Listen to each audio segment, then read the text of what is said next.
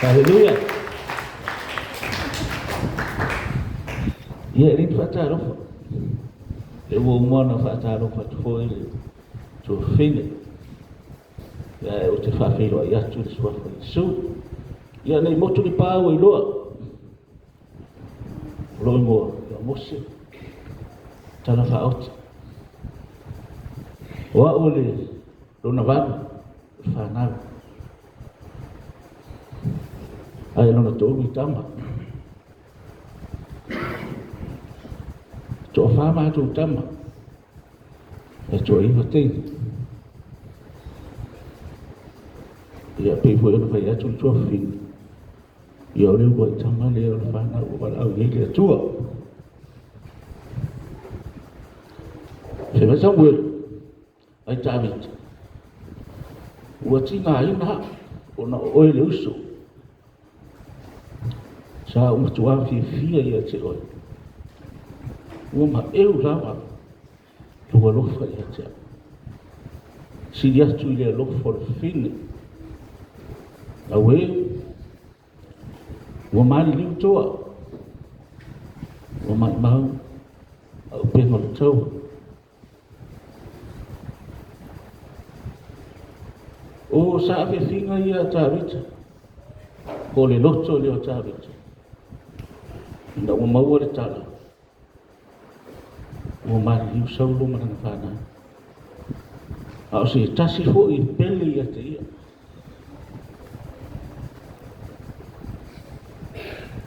O sa ave finga fo ia o lo loto. E ua maua le tala.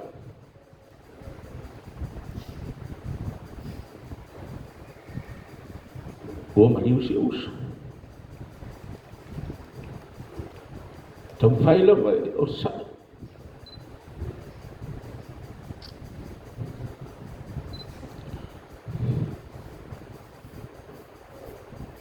E pangari sa. Ono lo uso lea. Talu na atu. Heo leifu se matua i tulo. Ele ipa ia lama awe dona lima.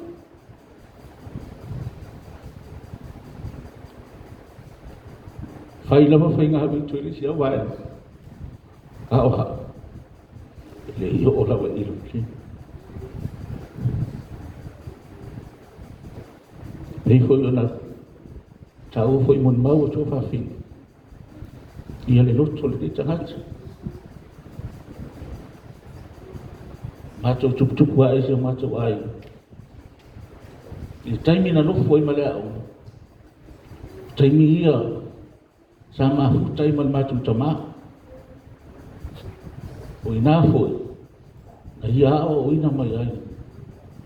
E whainga le fatu aiga. Whainga le aiga. I seo mato tama. Le ana foi lia e fai ai matu i vitu pia lana whana. Pei hoi ona mawatu tō whapini. E le pei matu o ni auso man tō whapini. Ia pei a matu o le whana o luso. Ona winga e whanga ngata. I naua si mai atu i nisi. O whai atu tō lua ma la whana. I o tō nofo atu i Australia. Awa. Ora o alu New Zealand, matai mafuta e masi uso. O saulia mafuta. Ia ufia lo loto. Ina ua maua se mafutanga ma le uso. Ona le tele fo i o tausanga sa wala balai. Ia. Ia fo ina matu o mai le kise masi ma le tausanga fo. Ia e uia na pupu le matu mafutanga. Ia le mona i le fia. Ona ua maua lava le manoe whaatasi e mareuso. Ia o tena ngona o sau, ele umi sau mo le malu. Ona e manmanu fo le tatu taimi. Ia e fo inisi fia mo le malu. Ia e na tusira o ta maisolo. Maisolo e wano fai le uso, ona le uso. Ese le tali nia. Ona o le matau aina. O la inga musika. Ia o le uso fo. Na te maua o mata le ni le matou ai. O le fusu, o le pese, ia o le fai mea maalie. So o sto e maua o mai le uso. Ia o le ala ua tusi e la uso. O te awa lofa i le uso. O na ua ani e le tua. Ia o puni o le solo. Lo lo toe ua mafatia. Ona o le atua malana wala au pa ia. O ngausi ai le pou sa atu i matagi olo. Ua la kona i lefa le mafatia olo le atu. Talo fai i se uso. Ua ami ho ia e le atu poto. La le ngalo o ngalu ngale le sa fai. Ke wha marusia i fo i mato. Aua ni o mato wha vai vai. Malia, mele wha na. I au tōru te tele. Ma ora sa. Aua lo o sila sila mai pēr pofonga. O le tamai le nana. Ia tū mau pēr lo na nganga wha mawhara. Tai tō o lua ma o tō yaso malama. O ia na au mai, o ia fo i toi au esa. Awa o ia lava o le atua sisi esa.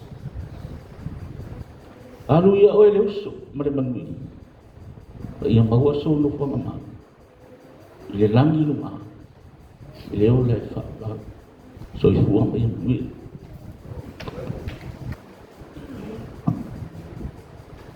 O te bua kafi loa i whaatana whaatu. Ia. Mana mamaru sao minga ni ia fiafi. O portus pa ia. Pai mai opu na o mai ia opa. Poi na mai ia opa. Toi ave se na ia opa. Whamanu mina swako ia opa. Ao la ta vita salama e ono sumalvala. Oro iei ni foi tau whapea. Leu lawa in ta oto le vau. Ai le oto ke peo apa au le pe lilo ya ri. Mau na furu e lilo le au sa sa. Ona toi moni mau le o le fai salamo e kusuma fitu le fai upo fa pe.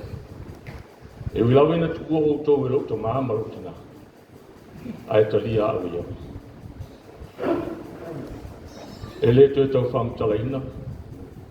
Pe to to fai loina wingo loloto i salam. O moni o pese na fatuina e fat pese e per. Ao ia i fatino ina o na tute. Mo na fai va na fili. Ele to tua ina la inga.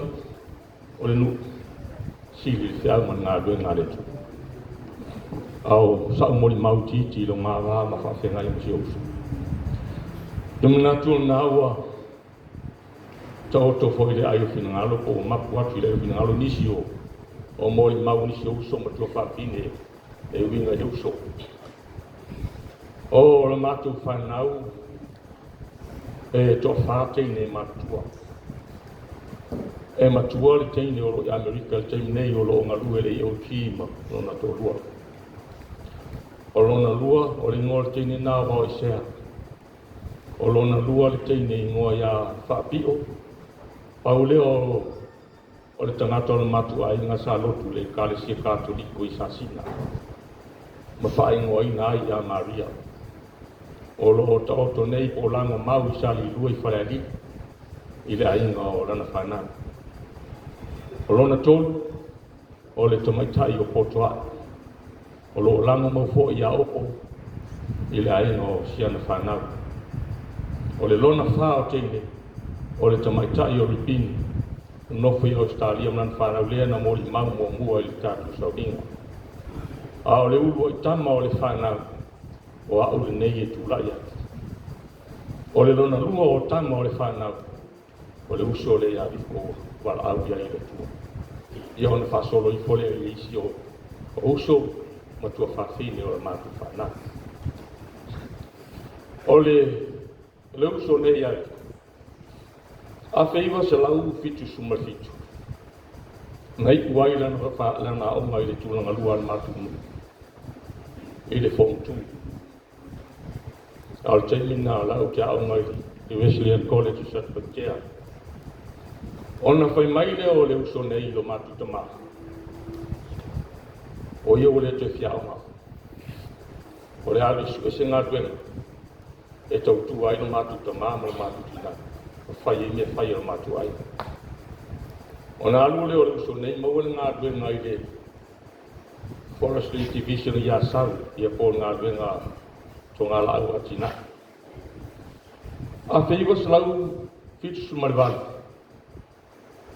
ai musu ia i ko mana ngā tuenga tasi tau sana ai wha mai uwhia aonga ona e atu lo leo le uso nei maa o ngai whatasi lea o ngā lea a le Wesleyan College sa Pekea o ngā le e kalesia metisi o lo le a feiwa salau fitu sumariva o whai atu loa sau lo o e uso e whau au lea ai o lea au nofo e tau tua o tātou matu ma tau tua o tātou ai whau au lo le uso le lea o ai o nofo mai lea o tau si matu ai ngam tau tua ai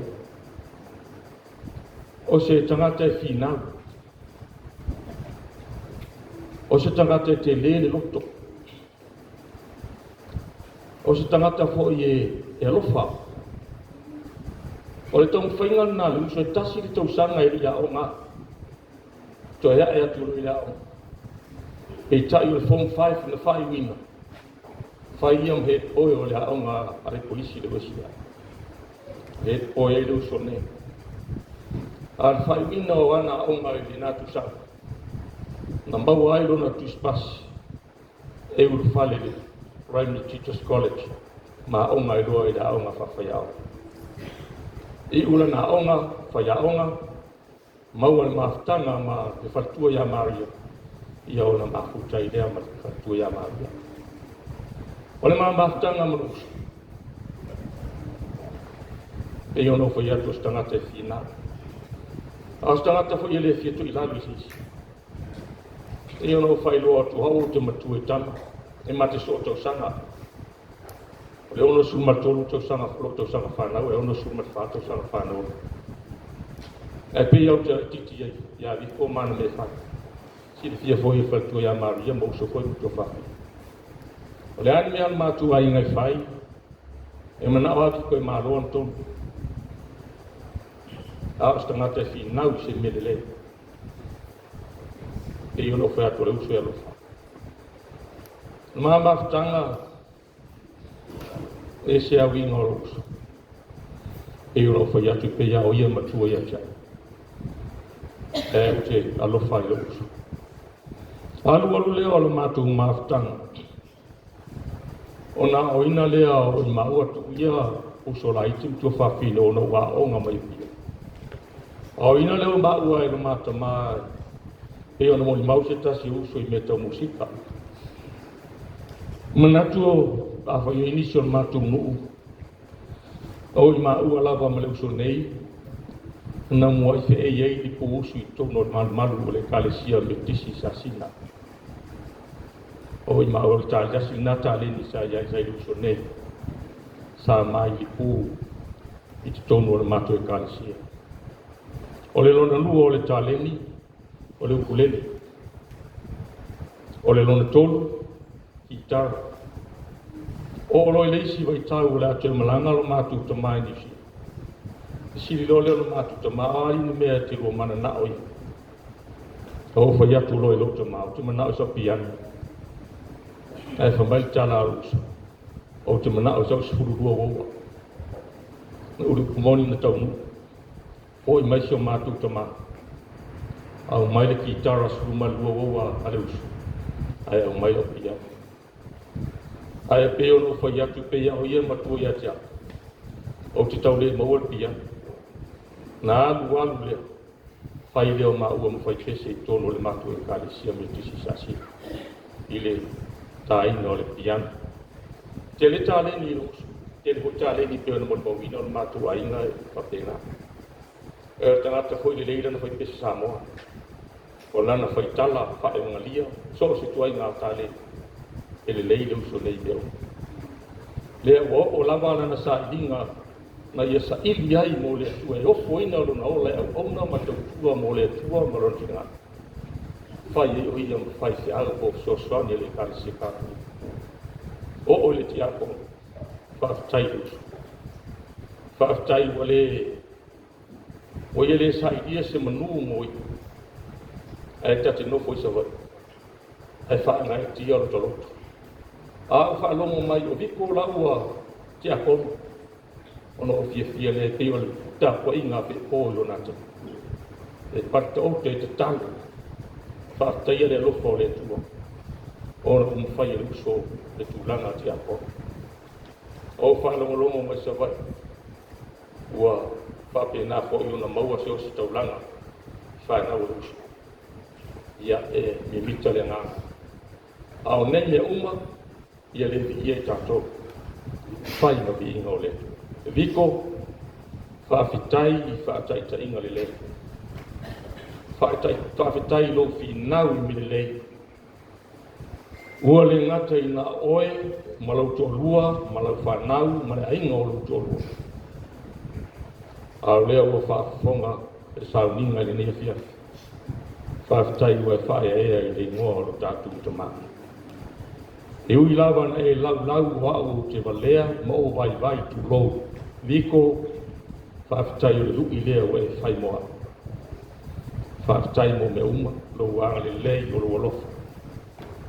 Le ngata i ainga, ao lau e kalesia.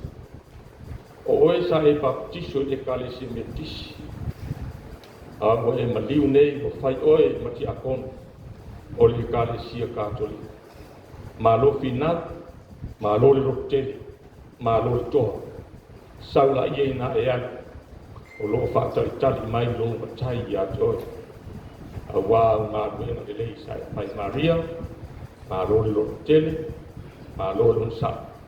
Whaatai lo wang le lei, whaatai lo lofo i le usu. Moli foi whaatai pa i o la ingali, a ti lange foi pa i a wā le fio vi. Sa uso foi wā lai pale ulu ma le maru ia sa le mua. Ia whaatai i me uma mani me le lei na utu whaia ma le uso ne. E u te whaamalu lu. O ani tu langa le tau tamali i na whaia le uso nei la utu maftaka. O ani o na winga ni a ngaanga i mase i lotu maftanga ma lotu wapa whenga. Whamre moli. Whama ngalo le uso whamre moli. Ai a lofa ngia le tua le tatu maftanga. I alu ia liko mani lea. Ai a whamanu ia le tua le tatu maftanga. A mai se foi le sunga le taitai. Ia iai le anga le leo le tua. Utu ma le rangi lang tō wha. Maua ni a nganga ua le tua ma le tala le lea. Ai whamanu moli. O ai wala pisi. Tātou usu mai whanau. Umati bunga muai mera sole ia maleti ngā ambo tātaro